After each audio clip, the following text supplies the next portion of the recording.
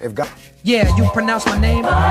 Any questions? I bring many blessings. I don't care what he smokes. I don't care how much he smokes. He ain't never gonna be the most high, okay? So To me, religion, my idea of religion is this. I think that if you, I learned this in jail, because I talked to every God there was in jail. I think that if you take one of the O's out of good, it's God. If you add a D to evil, it's the devil. I think some cool motherfuckers sat down a long time ago and said, let's figure out a way that we can control motherfuckers. And that's what they came up with, is the Bible. Because if the guy wrote the Bible, I'm sure it would have been a revised copy by now. You know what I mean? Because a lot of shit has changed. And I've been looking for this revised copy, and I don't see it. I still see that same old copy that they had from then.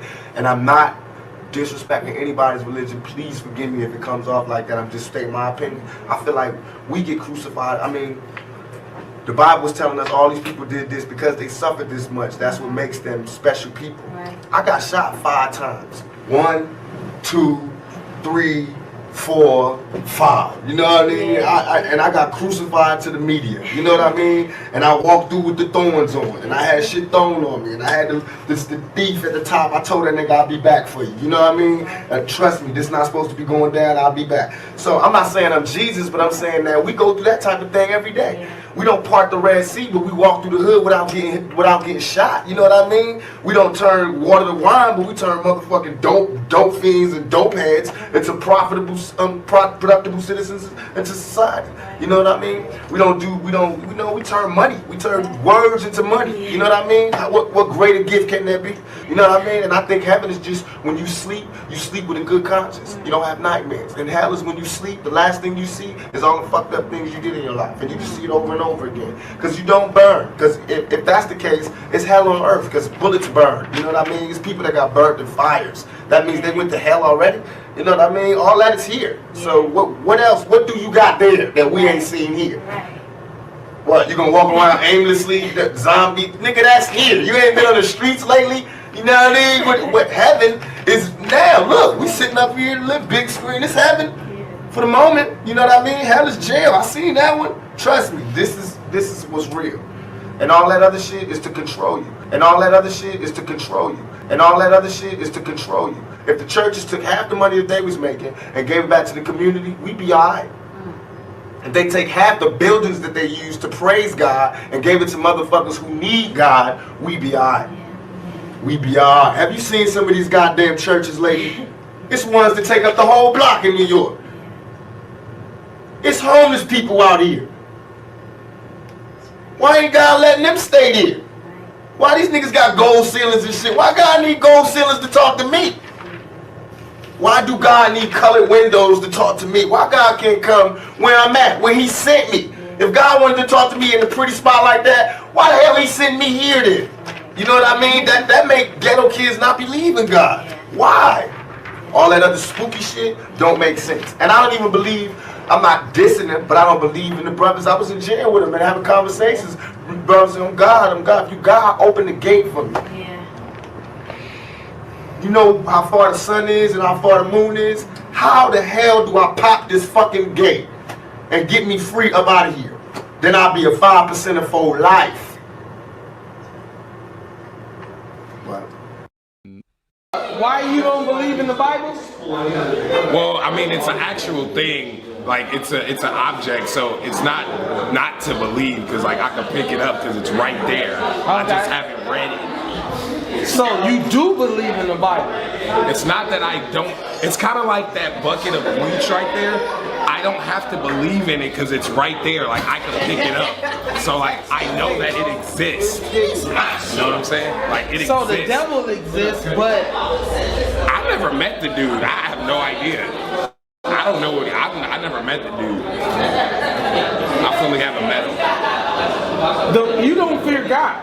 I haven't met him. Like I've seen a possum. So you asking God to show himself to you? If I see it and like he's a big scary dude, I'll probably be like, whoa, you know, but like I don't know. God? You saying tell God to come to you tonight? I'm just saying I don't know the dude, so I can't. Hey, look, man, give me them creepy ass beats you got. Peace, brother Garfield. You been working for us, man. we ain't gonna hold y'all up no longer. We got Serious, yo. very special guests in the building. That's hilarious though. You like that? That shit funny. Yeah. How y'all doing? I'm doing good, brother Garfield. How you doing, my brother? Peace. I'm doing good, man. Peace and love to y'all, man. Thanks for the invite, by the way. I go on everybody's channel, man. I don't care who it is. For could be 2 viewers. I'm going on everybody's channel, man, because I gotta show everybody love. Every piece of support is good. It could be 1 person, it could be 1,000.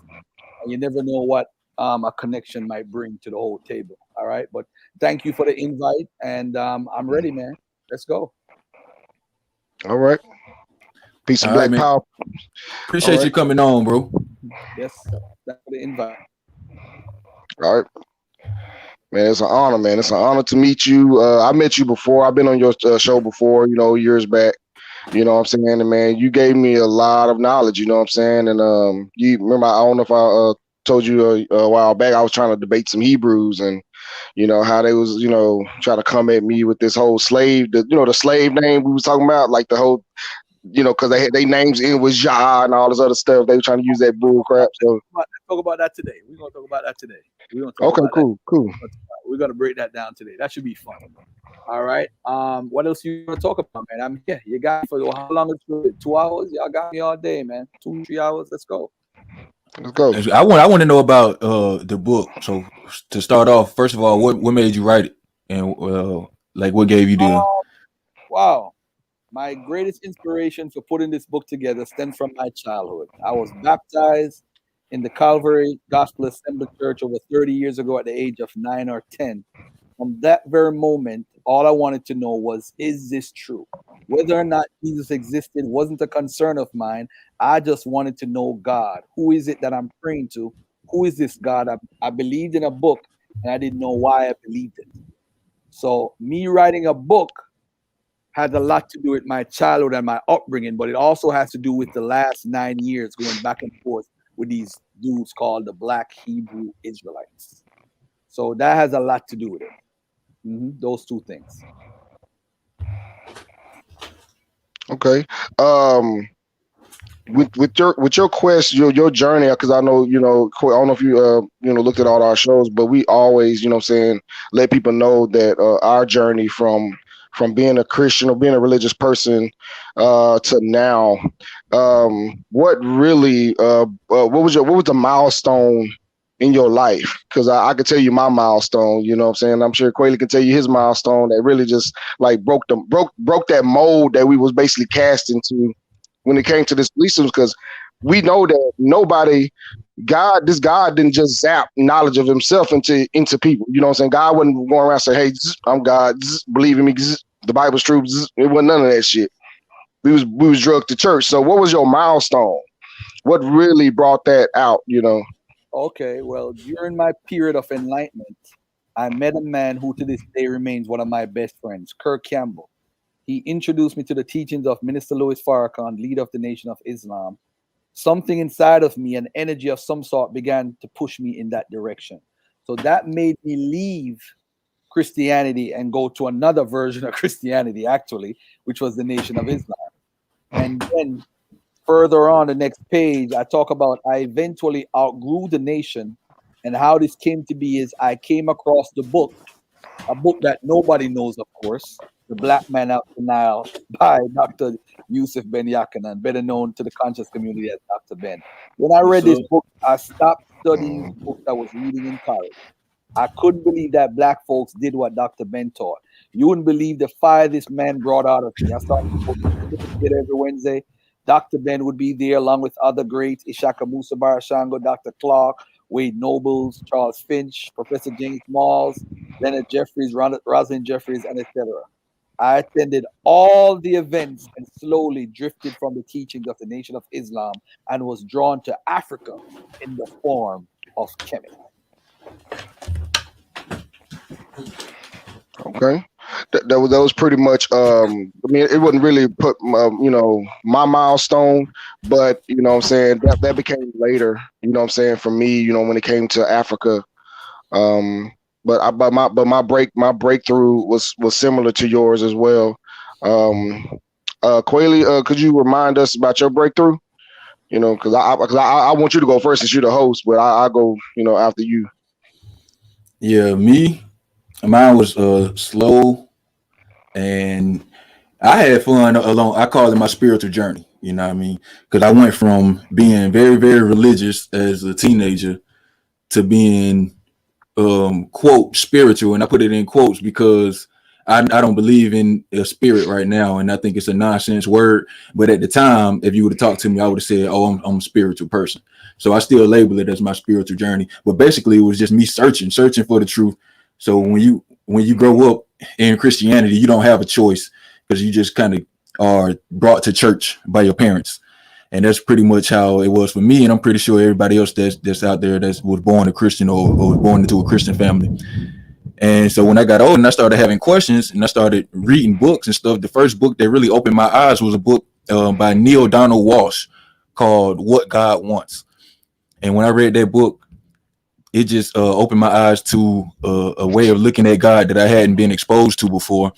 And it basically, the gist of the book was, if God created the whole universe, what could he possibly want? So all these people telling you that God wants you to do this and God needs you to do that, they full of shit. Because like, if you created everything, you literally cannot want anything because you already have everything in your possession. So it's not in a true God's nature to want things. And when I read that book, it got me started into exploring other books.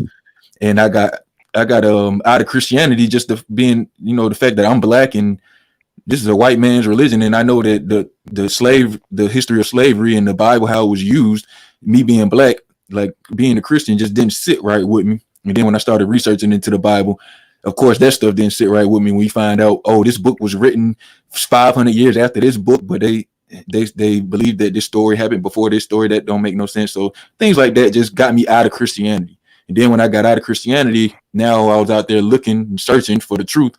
So I was looking at other religions and didn't get with anything that satisfied me or found that it didn't make sense, just like the Bible. And then I got into like those esoteric belief systems like law of attraction and all that stuff. And I found out that stuff was just a big scam. And these people just getting rich, you know, selling $30 DVDs that don't do anything for you, just like the church. So then I started listening to people like Brother Garfield, Brother Jabari, the House of Consciousness, and, you know, comedic thought patterns and stuff. And then I really started getting my eyes open. And I started doing a whole bunch of reading. And I decided on my own that based off of all the accumulation of all the information that I've received over the last few years, I don't have a good reason to believe that there is anything as a God. And that's why I label myself as an atheist. And I think that that idea of letting go of things that we don't have a reason to believe in is the most empowering idea that we as a people can have. And that's why we made this show, so we can spread this empowering thought. That's pretty much my journey from religion to atheism and where I am now. Okay. But what about you, Kwame? Yeah, mine was actually I was 28 years old going to seminary school because I felt like, I was a people pleaser, and all my life I really didn't allow myself to do what I really wanted to do. I was always like listening to my mom and my family. Oh, well, you need to do this, you need to do that. You know what I'm saying? So I really kind of like felt like I had no control over my life because when you look at a child, you know what I'm saying, and when they're born, you're like, okay, a lot of parents, and I'm a parent myself, we looking at it like, I don't want my child to go through what I went through or what, or whatever. I want to, think that I have their best interests at heart. So I grew up in the church, got dragged to the church, didn't want to go because I always had questions. And, my mom, quite naturally, black people always put fear in people, you know what I'm saying? Or if you don't believe in God, you're going to die tonight in your sleep type shit. You know what I'm saying? So it was basically, they instill fear in you so you can believe. And that was the same thing with them. And my mom is in her mid 50s and she still feared this God. She still hate the fact that I'm an atheist. So what did it for me? I'm gonna fast forward and all that stuff. I was in seminary school in East Texas, Jarvis Christian College, and I always had questions with the pastor. He was like, one day we was like, everybody was leaving out of class and everything. He stopped me And he was like, "This don't resonate with you, well, do it?" I said, "Yeah, do, Pastor. I really want to, teach our people the word of God. You know what I'm saying? Because we need to, Also, he said, sit down, son." And I'm like, okay. So he said, "Son, I'm gonna tell you something." And this is unbelievable. He said, "Son, I do this just for the money." Now, a pastor ain't never told nobody. They won't tell nobody that. He said, "Look," he said, "I'm conscious," and that's when he pulled out an ankh. He had like an ankh inside of his in his drawer. He showed me everything. He said, "Look, this is your assignment. I want you to read this book, 16 Crucified Saviors." Now, this is before Ray Hagen's and all this other shit. When I read that book, I was like, you know what? Osiris, who the hell is that? So I started reading Osiris, the god of the underworld, the god of resurrection. Then I started looking at Sunward. Then, when YouTube was very popular, I started like watching. That's when I joined MBK in 2014. So I was a part of MBK, and I told this story to them too with 93, the other brother Kwame, who else? Joshua Kane, better known as N.E.W. Kepra. So I was with them, and I was telling them my story. So really, my awakening, me getting shook up was in seminary school at Jarvis Christian College, and the professor, which he was a pastor too, showing me this. He wanted me to know the truth because everybody else, he said, man, everybody else still blue pill. You know what I'm saying? He said, you kind of red pill because I was the only one in class asking questions about the Hebrew language. Where did this come from? If the first language is, I was told that the first language Hebrew, but no, Hebrew comes before Greek. I mean, Hebrew comes after Greek. So when I started researching that stuff, I said, man, that don't make sense. How is God language is Hebrew, but the Greeks came first? Why is the Codex Sinaiticus the oldest written Bible? You know what I'm saying? Why is the oldest synagogue Delos? It's supposed to be in Jerusalem. So, you know what I'm saying? So it's like all this stuff trickles down. And then, you have the oldest writings, which is ancient Kemetic writings. And it just really just didn't make sense. So I said, wait a minute. Nobody, they speak of Egypt in the Bible, but they speak of Egypt in an evil way, like it was slavery or something like that. And they talk about Egypt like it's not in Africa.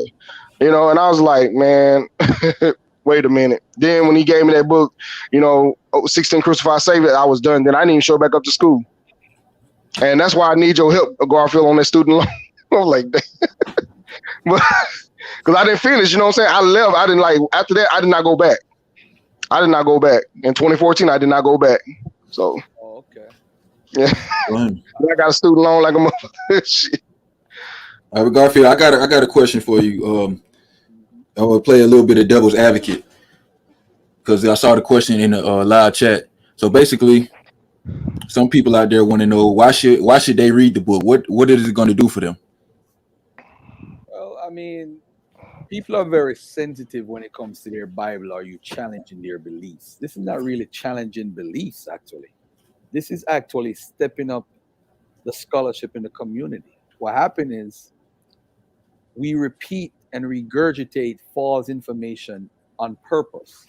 So what this book is doing is basically giving everybody what the consensus of scholarship is regarding all the major issues in the Bible. When someone reads the Bible, they believe the Bible. Remember when I just read a while ago, I said I didn't know why I believed it, but I believed in a book and didn't know why I believed it. Why did I believe it? Because my parents probably passed it on to me. Your parents passed it on to you. Or whoever is in the chat, parents pass it on to them. So what this is doing, this is breaking up the false information, the pseudo information, and pointing out clearly with scholarship, with a methodology, what's going on with the Bible. Where do we stand as far as scholarship? Because when you're talking about academia and scholarship, it's totally different than talking about a belief. I can't argue belief. You can believe whatever you want to believe. But just remember, if you share your belief with somebody, remember, you're now responsible for what that person do with that belief.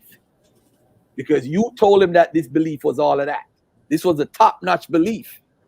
So now you have the top-notch belief, and there's nothing we produce with this belief. All these years, we have become a part of what's called a wait and see program. We're waiting to see what God is going to do. And over the years, the slave master had us waiting for some God to come and defeat them. And then after that, when we saw no God was coming, we start pushing what's called the Karma Doctrine. I was arguing with a sister yesterday, and I told her, I said, karma only works in the black community. How comes the slave master and his children are not suffering because of karma? They're not suffering. So karma don't work outside the black community. Apparently, it only works inside the black community. So it's karma's gonna get you. You got me, man. Karma's gonna get you. There's no karma coming. There's no God coming back to do anything. You've been praying for so many years. So what this book does is clear up the misconceptions of the storylines in the Bible. At the end of the book, though, I do lay out where do we go from here.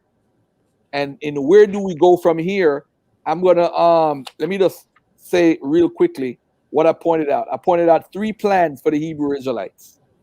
Whether or not we agree from with their theology, the black Hebrew Israelites have the power to bring their community together under one flag and effect change. They would have to do something as a group that no one else in the community has done before. Empowerment in the community. Approximately 15 to 20 fintech companies have recently offered $100,000 in credit to businesses that have shown that type of money intake for the previous 6 months. You may wonder how these brothers would be able to get such success. It's simple. When you have a well-coordinated strategy, if 1,000 brothers from these groups each put $100 in a business bank account, the monthly total would be 100,000. By the 6 months, the company would have access to more than 1.5 million in financing. With that kind of money, you can talk about real estate, farmland, schools, opening your own supermarket and creating a modern-day Black Wall Street. Purchasing an abandoned town makes sense if you want to create a country inside of a nation. The next thing is political cooperation. Many Black Hebrew Israelites are wary of getting involved in politics. Forming a political action organization to promote politicians who share the beliefs of the Black Hebrew Israelites would be ideal. You could even promote your own candidate. The last one I put is a Black Hebrew Israelite credit union. Once again, numbers enable you to accomplish a great deal. Forming a credit union enables you to lend money to people who would otherwise be denied credit for automobiles, houses, and other purchases. It is not a tough job as long as you have the numbers. These are just a few things they might do to demonstrate to the community that they have a larger purpose than distorting a book they obviously don't comprehend. Any person attempting to live by rules established over 2,500 years ago should be respected, even if half of them do not or cannot apply to today's society. Finally, there is strength in numbers. Instead of being branded as a hate organizations that teach false information, the Black Hebrew Israelites have the opportunity to alter the script and embrace economics, politics, and togetherness and be the change in a community that desperately needs it. So, ladies and gentlemen, the book might be dealing with scholarship, but I make sure at the end I do give an alternative for those who are a part of the organization that you could build. You don't necessarily have to be the group that's hated and say, I have the truth, when you definitely don't. Because none of them really know. 99.9% of them don't speak Hebrew or English or anything. What they do is they don't understand the book from an academic perspective. They understand it from a believer perspective, and that's it. Did Jesus exist in real life, Garfield? I don't address this in the book, but I believe it's plausible. I mean, the consensus of scholars, that doesn't mean it's 100% true. But when you're dealing with history, you're dealing with probability. The probability is most academic scholars believe Paul. Most academic scholars believe Peter existed. And Peter knew Jesus and wrote, well, he didn't write, but it was reported that he talked to Jesus and so forth. So in that sense, when you are following a critical historical method, I would believe it's a strong probability that Jesus existed. Well, I remember you was talking about a while back. I think you was on a Sinetta and you was calling out the Hebrews. I think you mentioned somebody named Jesus Ben Adias that was crucified by the Romans. You know what I'm saying? In the same manner that Jesus was. Can you expound on that? Because I know when you was talking about. Yeah, go ahead. Different characters in the first century. You had Josephus documented over 24 people who had the name Jesus. It was a popular name because it means savior. Not Jesus the word, but it's Yeshua. So we can't play the J game. The J didn't exist. It's really Yeshua. but the Y and the J is interchangeable because Y and J have like that's a linguistic thing, right? So when the word letter J was invented, the word became Jesus or Iusos, and then it was Yeshua before, because it's a Hebrew word. But what we begin to find in the first century, we have many people who had the narrative that the biblical Jesus have. You saw it in the New Testament. So that doesn't mean he doesn't exist. Even if he copied Julius Caesar, it doesn't mean he doesn't exist. That's the key issue. And this is an issue that I brought up to Dr. Richard Carey and David Fitzgerald. If you believe Paul existed, right? And if Paul existed and Paul supposedly, according to the narrative, persecuted Christians, who was the Christ that the Christians believed in at the time Paul was persecuting them? And they can't answer that. Because if they were believing in a Christ, they believed in a Messiah, and that person happens to be who the biblical text is based off of. Wow. Mm-hmm. See, man, this is beautiful because, like I said, throughout my awakening period, I followed Black News 102, and I still watch your content, Garfield, because I feel like, man, really you and Shaka Almos in my opinion, are the most powerful scholars, you know what I'm saying, in the conscious community prior to Brother Jabari being discovered. Then, you got Infudigi, they're pretty well known and stuff like that. But man, when it comes to you, man, you really putting the information out there, So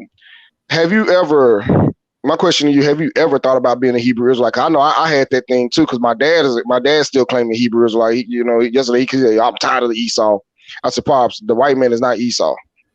Stop saying it. And I have never ever thought of being a Hebrew Israelite. Never crossed my mind. What is your identity like religiously? Do you have one, or do you identify with a religious group? I'm more of an agnostic, but I don't identify with any religious group. And if I did follow a religion or any system, I wouldn't tell anybody, because I'm not looking for followers or people to follow what I do. As I said earlier, if I worship cats and sacrifice cats, that don't mean you should follow it too. When you believe it's private, it should be private. But because people want to sell religion and become, you see what happened is Elijah Muhammad made it bad for everybody. What Elijah Muhammad did was he put in front of the world some of the greatest men: Muhammad Ali, Louis Farrakhan, Malcolm X. All these great speakers and men in the history, some of the top 5 leaders in our history come out of the Nation of Islam. Khalid Abdul Muhammad, Nur Muhammad, come out of the Nation of Islam. Best speakers. And what happened is, because of the greatness or the success that Malcolm X had, everybody wants to be that. They want to use the Bible and get a following just like Malcolm X and be the next Malcolm X. So because of Elijah Muhammad and then you do what you got to do. You know what I'm saying? They want to be just like Malcolm. Okay. Out of Christianity and Islam, which one is worse for our people? Which one you think was better, and which one do you think is worse? I know it's gonna be all of them. Oh man! Wow! That's a good question. Would you rather get shot or stabbed? What you want? Wow. Well, Christianity has basically dominated us, period, as Black folks. Islam came in and tried to take us out of Christianity, but it was just another version of Christianity and Judaism. So they all the one and the same, one umbrella. It's all falls under Judaism. They all fall under Judaism. So either of them, it don't make a difference. They both did damage to us. The Muslims enslaved us because they thought we were from Ham. Christianity was doing it because they felt they were conquering the world. Wherever they went, they could conquer. So it is what it is. It's Jack and Jill, Heckle and Jekyll, whichever one you want to pick. You just flip a coin. They both did some very horrible things to Black people's psyche, especially our psyche. Which chapter in the book would you say is the most powerful or the most enlightening? No Exodus, no religion. No Exodus, no what? I didn't hear the second part. No Exodus, no religion. I prove in that chapter that within the biblical text, the Bible tells us that there's no Exodus. In the book of Chronicles, it shows Judah. Let me just break it down for you real quickly. Genesis 38. Let me just tell you off the top of my head anyway, so I don't have to go find pages. Genesis 38. Judah deviates from his brothers and goes down to Canaan, meets a Canaanite woman, have sex with her, have 3 children. God killed 2 of the children because he killed one because he disobeyed him. He killed the second one because he didn't want to ejaculate inside of his brother's ex-wife. So God killed 2 of the sons. The third son, Judah said, nah, I ain't going to give him up for you to go marry Tamar because God might kill you too. So he went to go find a prostitute. Come to find out the prostitute was Tamar, who is his son's daughter, which is actually against the law. So now he has sex with Tamar, create twins, Pharez and somebody else. So now those children end up having children, right? Now, this is all taking place inside of Canaan when Judah is supposed to be actually in the Exodus. So what we find in 1 Chronicles 4 and Genesis 38 is a continuation of the story. So in 1 Chronicles 4 now, Judah... Dope fiends and dope heads, it's a prophet. So Shelah, the son that didn't have sex with Tamar that survived, ended up having children, Lekah and Mashalah, whatever, and they end up living in the land and continue to live in the land. So how could Judah's children live in the land, continue to live in the land, if they were supposed to be in the Exodus at the same time? Now, in the storyline of the whole Exodus, not only do I show this with Judah, I show this with Ephraim, I show this with Manasseh, and I also declare that throughout the entire book of Chronicles, it shows a tradition from the eponymous ancestor, which is what the tribal name is, like Manasseh, Ephraim, come all the way down to David, had no storyline about the Exodus, the conquest, or coming in, or them coming in and beating up the Canaanites in Canaan. So I show a continuity of the history all the way from the ancestors, Jacob, come all the way to David, and they never went to no Exodus. So the question begins now: why would God inspire man to write Chronicles, which contradicts the Exodus narrative? So, and both of them are supposed to be inspired by God. So that's going to be the biggest thing people take away from this book, and it's a real dagger that they can't say nothing, bro, because guess what? They believe in the Bible, and it is in the Bible that it says so. So that kills them. Okay. What is your take? I know you probably said this in several videos too, because I still have an issue with these Negro brews. You know, I used to back in the day, NBK used to call them nigger brews. But what is your take on the 12 tribes chart and why the Hebrews still cling to that, like as if it's true? Because it seems to me, and I'm gonna make a statement too, it's like our histories with them starts as slavery 410 years ago. You know what I'm saying? Why do they cling to that? They cling to it because they don't have anybody who with academic rigor to like teach them how methodology, how to go about something and look at it and so forth. So what they do, ladies and gentlemen, they put themselves in a situation like this. If you are a part of the 12 tribes, how do you prove it? It's several ways how to use academic scholarship and beat it up. There was an intercontinental slave trade.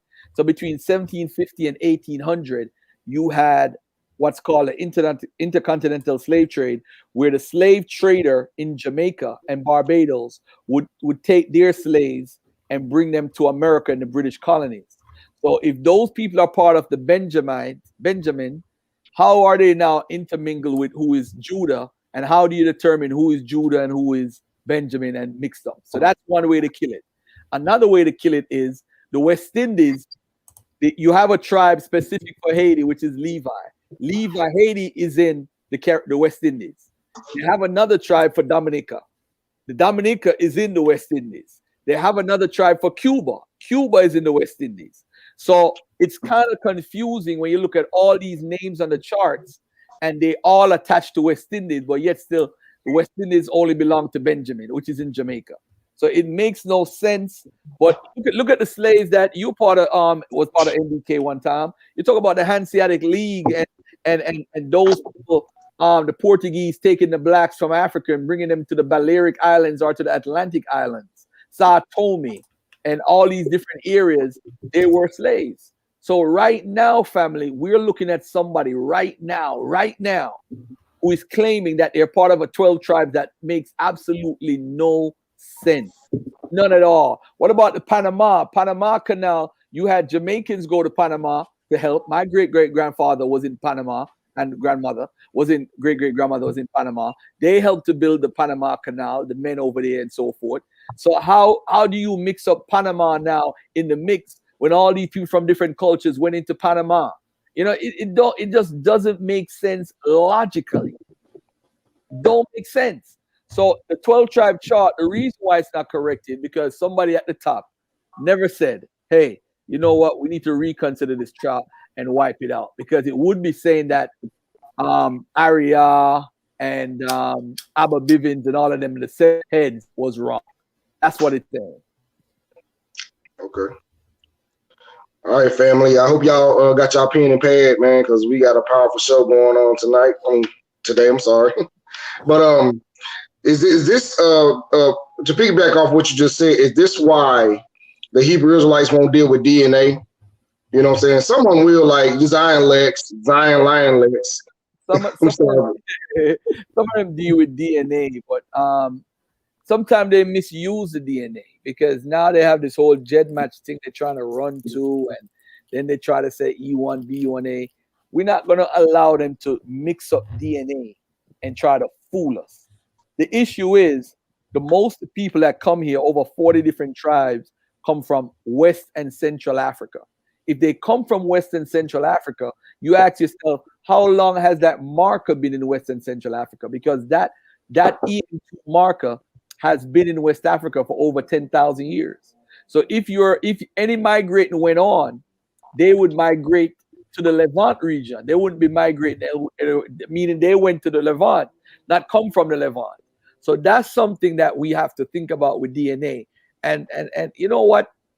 People don't want to be attached to West and Central Africa. It's not sexy enough. They want to be attached to Arabia, Islam, home of Islam. They want to be attached to Israel because they feel they could be a chosen person. They want to be attached to somewhere in the Levant or Ethiopia, somewhere that has some sort of rich history that could make them feel chosen. They don't feel that with the Mali Kingdom. They don't feel that with the Ghana Empire. They don't feel that with Ouagadougou. They don't feel that with the Songhai Empire. I don't know why. Because those empires been trading and been top-notch for a long time. So people need to recognize that hating who you are is what led you to become a Hebrew Israelite. Hey man, you know, and this is another follow-up question, because like I said, I'm going in order because I'm you know, hitting on things that you rip apart. In my opinion, and I want your opinion on this as well. Do you think it was that Rudolph Windsor's book, Babylon the Temple of Two? Because I think this is the book that came out in the early 2010, well, probably came out before that, but I know, well, I didn't hear about it until then. You know what I'm saying? Babylon the Temple of Two. Do you think that that's why these Hebrew Israelites think that they migrated from the Levant into, you know, from Israel into the Levant down into West Africa, and then we got captured? Because you broke it down like, you know, well, if that's the truth, then why do some of the African nations still have their own traditions? None of them claim that they be Hebrew. It's like only maybe 10,000 Hebrews in Africa, all that's claiming be Hebrew Israelites. So if they did that migration, then why do some of the African people still have their, you know, like with the scarifications, they eat rats? I remember that video vividly when you broke that down. So do you think it's because of Rudolph Windsor, Babylon and Timbuktu? There's two ways to look at Rudolph Windsor. Rudolph Windsor didn't have a methodology in what he's doing. He just wrote a book. It blew out of proportion. Black people hung on to it. But the truth of the matter is, he made a better case for the quote-unquote Sephardic and Ashkenazi Jews than actually black Jews. Because the truth is, in Mesopotamia, over 1 million Jews lived there before during the first century. Over 1 million Jews lived in Mesopotamia. So what happened is, from Babylon, he is correct because that's where the academies were. But what he was trying to say is, he was trying to say the academies were black people, and those black people migrated into West Africa after 70 AD. In my book, I do break down 70 AD and show that he don't have a source that says 1 million Jews went into West Africa. There is a source that says 1.1 million Jews died, right? But if the Jews had exiled out of Jerusalem or Judea, how comes 65 years later you got over 500,000 of them dying again? Where did those Jews come from? So it shows that they were in exile. They moved from one area of Israel to another part of Israel. A lot of them died though, but there was no Roman exile of Jews out of the area to northern Africa. They already lived in northern Africa. They already lived in Egypt. They already lived in Libya. They lived in these places already. So it wasn't like they were running to go those places. So Timbuktu was a part of the trading post. If you study the Majorcan Jews and how they had the maps and the atlas and tell you exactly where the Jews were, you could know where exactly the Jews went. But Rudolph Windsor, to me, makes a better argument for the quote-unquote white Jews than actually black Jews, the whole Babylon argument. Because those Jews in Babylon were not black. They were not black Jews. Those people were part of the Gulat community, the Amoraean community, the Tanakh community.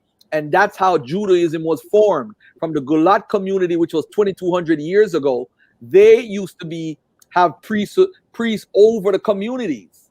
So this is why I don't understand with these Jews. They got to study the history of Judaism. They act like the people in the 500 BCs had like 39 books, the Old Testament and the Apocrypha. I was walking around like, yeah, man, this is what we need to follow. No, they never had that. At one point, Daniel and Ezekiel wasn't even in the Bible. They didn't trust those books. So now with Rudolph Windsor's book, we need to vet it properly. I'm not going to disrespect the elder, but it's pretty much a pseudo book. We all know that. And we all know what he says in the book is pseudo, completely pseudo. Okay.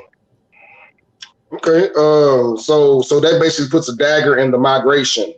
You know, the Israelites migrating from, Moses' people. You know what I'm saying? Why do Let me add on one quick second. In the book, there's a chapter called 70 AD and 1 million Jews into West Africa. There's 3 wars I cover: the 70 AD war, the 115 AD Kittus war, and the 135 AD Bar Kokhba revolt. This is how you know how Jesus was. In 115 AD, the Kittus war, they said Lucas Andreas was the Messiah, right? In 135 AD, during the Bar Kokhba revolt, they said Bar Kokhba was the Messiah until, of course, the revolt didn't happen. But he was like a general, a guy that fight an army like. So he was definitely considered a Messiah 135 AD. And you have to ask yourself, if Jesus was considered a Messiah, how did this guy? Well, they had multiple different Jewish groups, but they felt that Jesus didn't fit the prophecies, but this guy was a revolutionary, a general, an army guy trying to fight. So they felt he fit the criteria. But the thing about it is, after the Bar Kokhba revolt, they developed a synagogue around 200 AD. Rabbi Hanassi built, and then he was the guy that had to do with the Mishnah and the Jerusalem Talmud, then the Babylonian Talmud, and all those different things. So those are the things people got to consider whenever they're thinking about talking about 70 AD. I remember during the Kittus War, bro, the Jews were winning.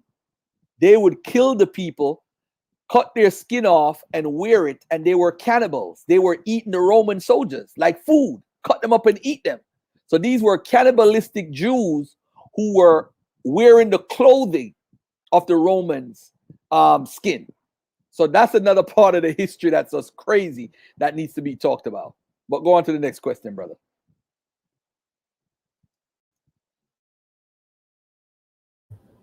We can bring you on the air right now. If it's all right with Garfield, we got a caller. Ultimate Truth. It's cool with you, Garfield?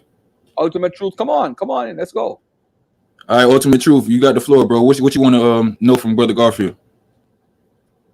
Yeah, Garfield, how you doing? I'm doing good, brother. Peace and love to you. I know you can hear me because I got a problem with my StreamYard, so I had to call into my regular line. Yeah, I listened to you explaining how to went from Christianity to the nation to the nation of Islam. You know, nation of Islam is not Islam. You know it. They're worshiping Allah Muhammad. So they're not worshiping Allah. They're saying that God came from darkness. When God says in the Quran that He created darkness, so they say that God is black. They say that every single black man is God. No Muslims believe that, but them. So you went from worshiping a man called Jesus Christ to worshiping a man called Allah Muhammad. So you didn't do enough research, really, to decide that religions are atheists. I believe that you need to read the book. You cannot be following people. You gotta read whatever book you hear bashing the people confusing the Bible and the book given to Jesus. This Bible was not given. You can tell. It said according to Paul, according to Luke, go and read Matthew 9:9. When Matthew was at the table of the tax people, Jesus went by. Matthew told Jesus. Jesus told Matthew. Is that Matthew writing this? No. People wrote under the name of Matthew. That happened to Muslims. That's what we call hadith. Bukhari, Muslim. Other people wrote books saying that those were the sayings of Muhammad or of Jesus. Now the Jews got their book. It's called the Injil. So Christian, we got messed up when people starting believing in Jesus as God or even as a messenger. Is there a question that Jesus was clearly clear in the Bible? All right. So the Bible. Ultimate Truth, you gotta ask a question. What's your question? Yes, about to. My question here was, why didn't you go through all the books, all the so-called books from God to make up your decision? But everything you said was, I was a Christian, then I went to Nation of Islam. I mean, you didn't quote the Quran, you didn't quote the Torah, you didn't quote you only quoting the Bible, the New Testament, and you never went to the Buddhist. You gotta go to every religion before making your decision. Why would you be making a decision without knowing really what the other people believe? All right, did you hear the question, Garfield? Yeah. First of all, you could tell when somebody's a believer in a book, right? They're very passionate. They're very passionate about what they believe in. First of all, I treat Islam the same way I treat Christianity and Judaism, the same exact way. Without Judaism, there's no Islam, because what happened is Islam is repeating the same information. They have Abraham, they have Moses, and they have Solomon, they have David. Now watch this. Abraham in the Quran is said to have been to Mecca when he was alive. Ladies and gentlemen, there was no Mecca before 4th century AD. So how could Abraham, the great guy of the religion, be in Mecca when the place, the construction of any kind was there? I don't believe in any religion. It's all made by man. Every religion that has every God that has a name was invented by man. The man that said Allah invented Allah. The man that said Yahweh invented Yahweh. The man that said Jesus invented Jesus. The fact of the matter is, it's all an invention by man. So you're telling me I follow Elijah Muhammad? If I want to follow a man who's promoting blackness and promoting black superiority to reverse the black inferiority we have, I'm not going to knock him. But he is right, because I did leave Christianity to worship. I was worshiping a white man to leave and go worship another white man, Master Farad Muhammad. So I do agree with that part. But at the end of the day, I'm no longer there. And I don't want to be a part of Islam. Islam can't do nothing for me. Your God can't talk back to me. He has not done anything for black people. And when he has answered our prayers, I'll look at that God and say, hey, he has done some service. Black people have been, ain't nobody prayed more than black people in the history of mankind. Nobody, no culture joined religion more. You got black Buddhists, you got black Hindus, you got black Confucianists, you got black Shintoists, black Muslims, black Christians, black Jews, black everything. And none of those gods have responded for black people. No, you can't stop no cop on the streets in America and say, hey, I'm a Muslim. And he gonna say, hey, I ain't gonna beat you today, man. Allahu Akbar. Get the hell out of here. Man, you know, this is very interesting. What is in your opinion? Because I have this argument with Negro Brews all the time. I always say that's a white man's book you're reading. You know what I'm saying? And even the people that are Muslims, black people that are Muslims, they always say it's not a white man's book. I said, well, give me the black man that wrote the Bible. Give me the black man that wrote the Quran. Give me the black man that wrote the Torah. And it stumps them right there. They like, well, I don't want to talk to you no more because you have no proof that book, that Christianity, Judaism, Islam is a black religion. Like Brother Polite said, and even you said it. Can you show us a time? What were we doing before these books as African people? And they don't want to believe that they're African. So like I said, I know it's a loaded question, but why do these fools think that the religion that they believe in is black? They want to paint Jesus black. They want to paint Allah black, God black. What's up with that?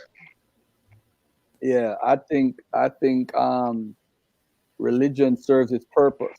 And I think any religion is all about following. But you know what, though? Constantine created the playbook, though, for religion.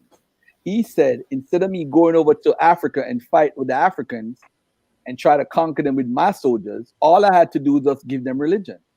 Because wherever that cross is, that means I've conquered them. So all he had to do was give the Ethiopian. Fermentus only had to give Izana Christianity and teach him Christianity, and that's it. It's done. My job is done. All of a sudden, Ethiopia is this big Christian religion. They started changing the signs on their coins from the crescent and the moon sign. Now they have a cross. So this is what religion does if you follow the Constantine platform or the playbook. You just give them religion, and once they believe that, you control their mind. You know their limitations. You know what they're willing to do. You know Christians ain't no black Hebrew Israelite gonna be on no damn federal. Thank you, sir. What's his name again, Dave? What's his name? Garfield. Yeah, he's Garfield. Okay, I don't know exactly what you said. Everything you said because I no, you can't do the interview. Go ahead and finish what you were saying, Garfield. You gotta mute him out because his stuff is delayed, and then he's just jumping in while I'm jumping in. As a matter of fact, he asked his question. You need to move to the next caller. That's how you got to do it, because he's gonna be listening to the video, and then he's gonna cut in whenever he wants to cut in. You can't do it like that. But anyway, I answered the question. Don't worry about it. You can let him in. It's all good.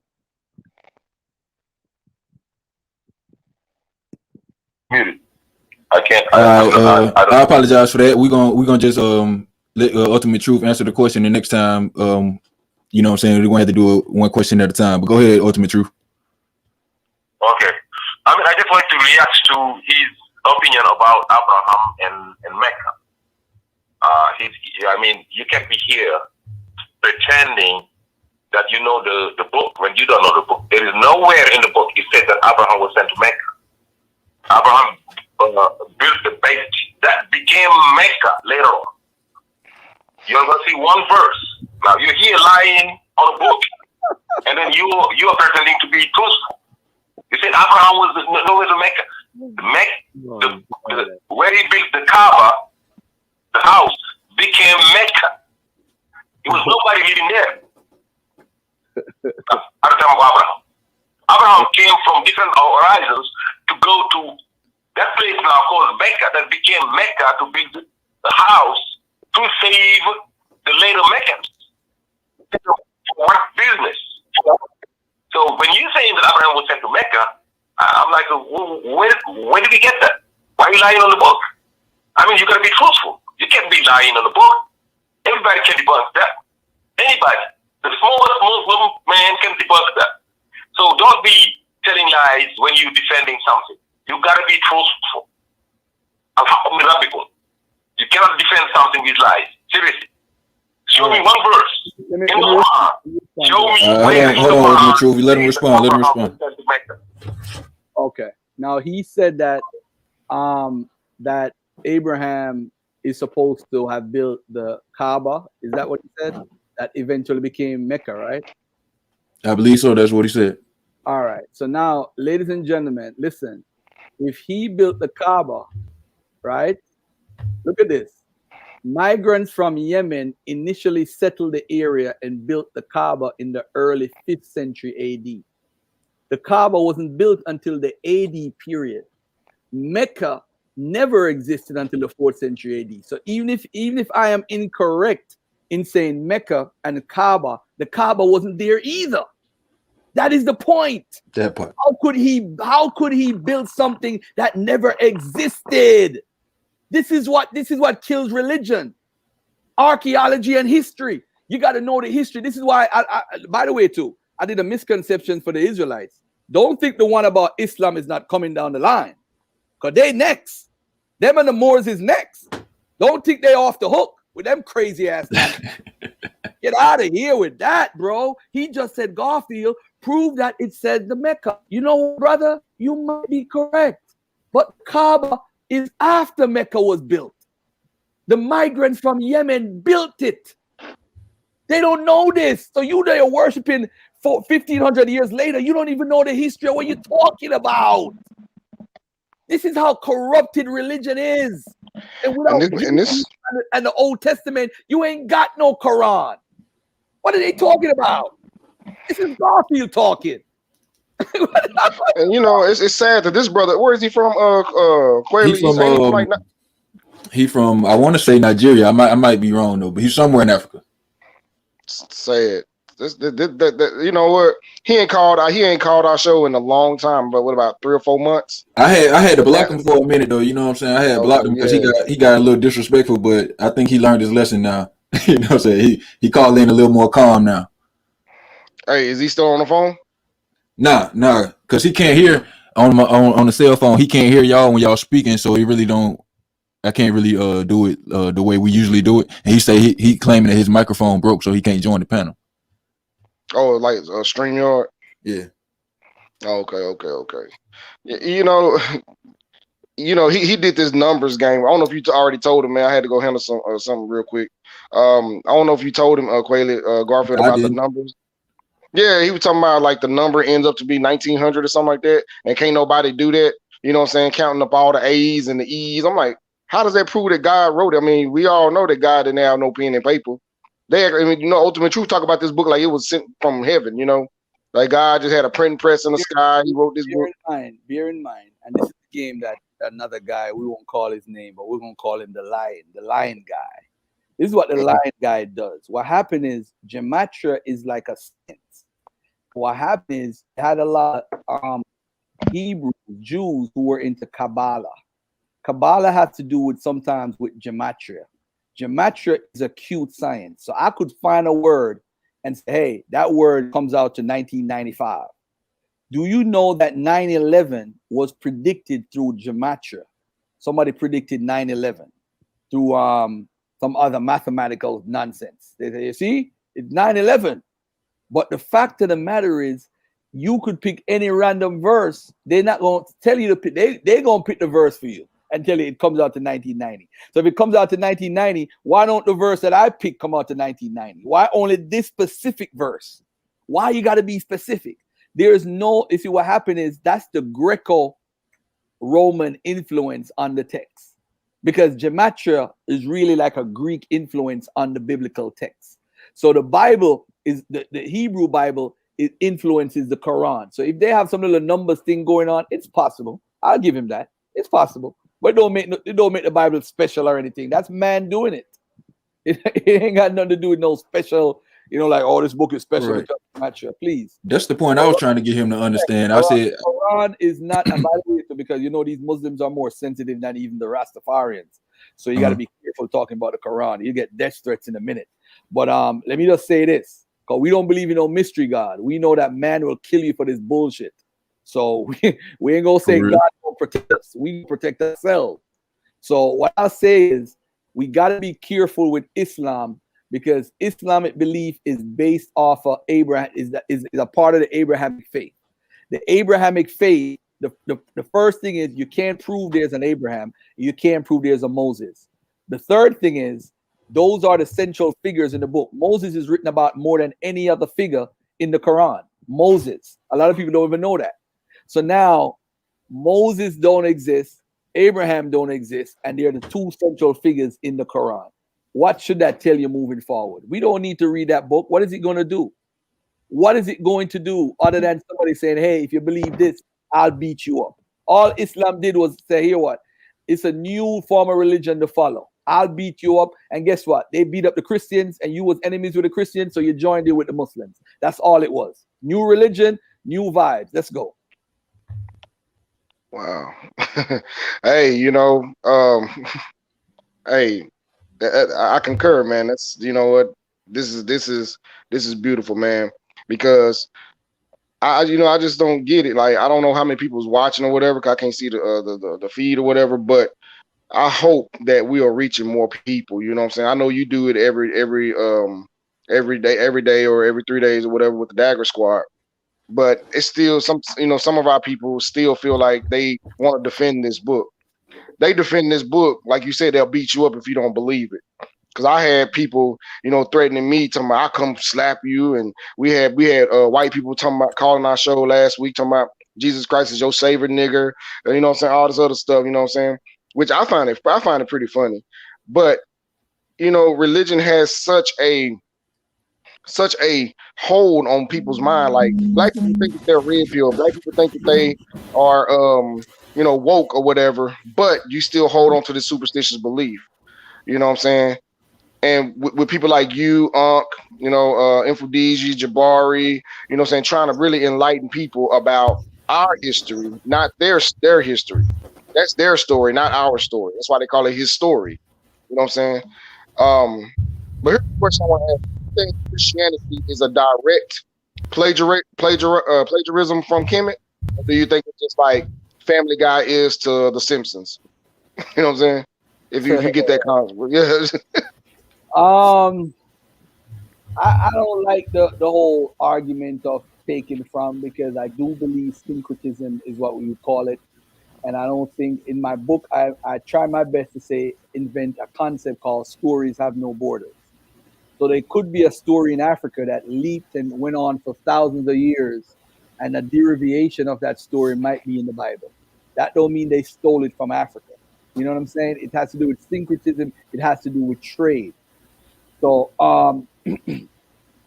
I am going to say that Egypt didn't influence the Bible as much as Mesopotamian culture. I'll say that. I'll leave it right there. I don't think it influenced, because if you look at the basic elements of the Bible, like the calendar, the weekdays is 7 days. In Egypt, it's 10 days a week. They have a calendar that follows a 19-year metonic cycle. Y'all probably don't even know what the hell I just said, but they follow that, and that's out of Mesopotamian culture. Their calendar system, their holy days, their everything, they have Mesopotamian or some sort of Assyrian influence. So I can't give it to Egypt. I'll say that when the book was being formed, Egypt didn't play as much of a role as Assyria and Mesopotamia in far as the Bible. And we got to be very careful, because remember, there's Egyptian loanwords all over the book of Exodus. So you got to ask yourself, how did that get there? Are we going to say that it happened during the time period of Exodus? Or are we going to say later on during the Hellenistic period? We got to be very careful, because you might legitimize the book by trying to say they took from Egypt. Because we could say, yeah, man, when they was coming out of Egypt, I thought you said no Exodus happened. We got to be very careful. We got to be very careful with that. They took from Egypt. We got to be very careful with that conversation. Yeah, because really, like, because a lot of people follow the, they look at from Genesis to Deuteronomy, you know what I'm saying, is the first 5 books of Moses or whatever. I think Numbers, I guess he had something to do with that, but he basically wrote his own death off and this and that. Hebrews, they tend to well, from me talking to them, they tend to say that this is the same as the Torah. But how is it the same as the Torah when you got scholars back then like Desiderius Erasmus talking about the Greek and the Hebrew was wrongly rendered? But they still, and you showed them that. You show the Hebrews that even scholars that basically was trying to put this book together saying that the Greek was wrongly rendered, the Hebrew was wrongly rendered, but they still follow it. Why they can't show me in the Torah or the side? Because really the oldest version of Deuteronomy 28:68 is in the Sinaiticus, and it don't even talk about slave ships. I mean, how do you I mean, I know it's a bunch of cognitive dissonance with them, but when you show them versions of the code, I mean, of that, yeah, go ahead. Let me stop you. And you got to be very careful with that point. Kevin Wesley had brought it out a couple of years ago, and my brother, what's the brother? I forgot his name. He has a beautiful channel too. All right, now the Dead Sea Scrolls does have Deuteronomy 28:68, so that kills that argument. So when we make an argument that the Codex Sinaiticus is the oldest, the Dead Sea Scrolls does have Deuteronomy 28 verse 68. It doesn't have the entire verse, but it has enough for you to see that that part is actually there. And if we look into history, we do have the Assyrians taking the Israelites into Egypt on ships. We have it. We got a primary source on that. That's actually going to be in volume 2. It was a chapter on Deuteronomy 28 that I wrote, but it was too many pages. But I do want to say we got to be very careful. Codex Sinaiticus is very important because that carries on the Greek version. What we do find in the Deuteronomy 28 verses 68 in the Dead Sea Scrolls. You could look it up after the show is over, and you will see that it's actually there, and you could tell what was there and what was added and so forth, depending on which version you use. So we got to be very careful with that argument. It's an argument that I've made before, but I was corrected, and I'm going to pass on that information to you. You said that's in the Dead Sea Scrolls? Yeah, the Dead Sea Scrolls. It does have. Yeah, I definitely check that out. Yeah, Deuteronomy 28:68. It does have it, but they wouldn't know either because most of them say that they believe in Lakawan Kodash and that the Hebrew that we have today is fake, but the same Hebrew that they had in the Dead Sea Scrolls is what people are teaching today. You know, so I mean, Dead Sea. And by the way, there is some Dead Sea Scrolls that's fake, that's forgery. Let's not mix up all the Dead Sea Scrolls together. All right.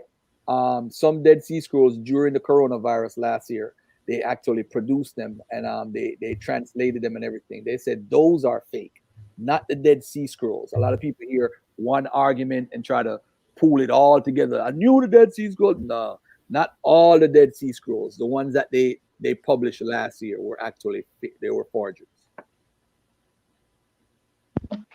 Yeah, because it's in pieces, it's in fragments, so you really can't tell what is said on there. You know what I'm saying? Does it even on the Dead Sea Scrolls? It does. Some of them you can. Some of them you can.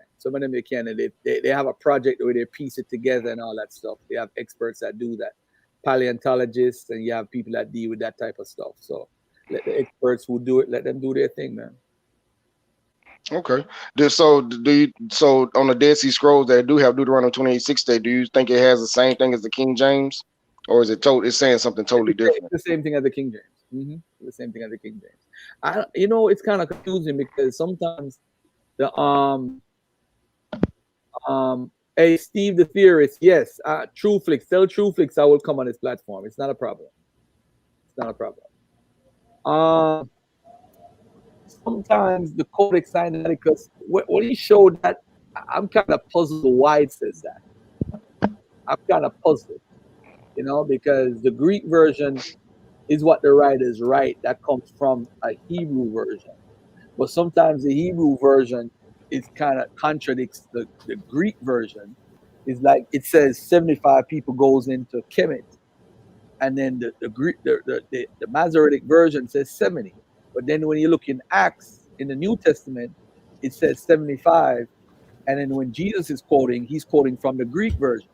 So the Greek version must have had some legitimacy in the time of when Jesus lived. You understand what I'm saying? So it's hard to piece it together, but I let the experts do their work. Okay. Because like I said, in order for us to break this Hebrew spell and this Christian spell of our people, what information, you know what I'm saying? I know your book and I can't wait to buy it, you know what I'm saying? What is the best way, you know what I'm saying? Like if I want to talk to my mom or my sister, so they're younger than me. Go talk to your mom. Leave your mom alone, bro. Leave that alone. No, because it's like every time, you know, I talk to her like on Sundays or something like that.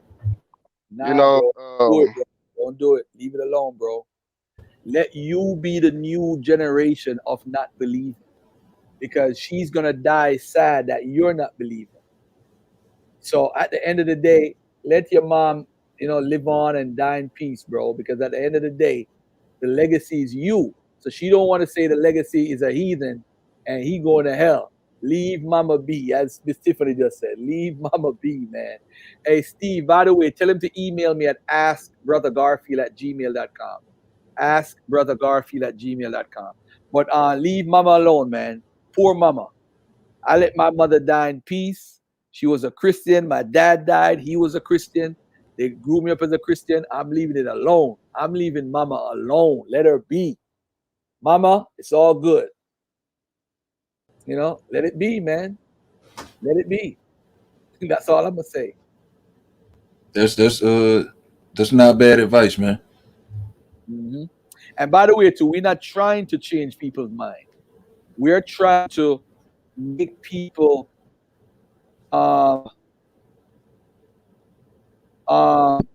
we're trying to make people understand the Bible from an academic perspective. Let them believe what they want to believe.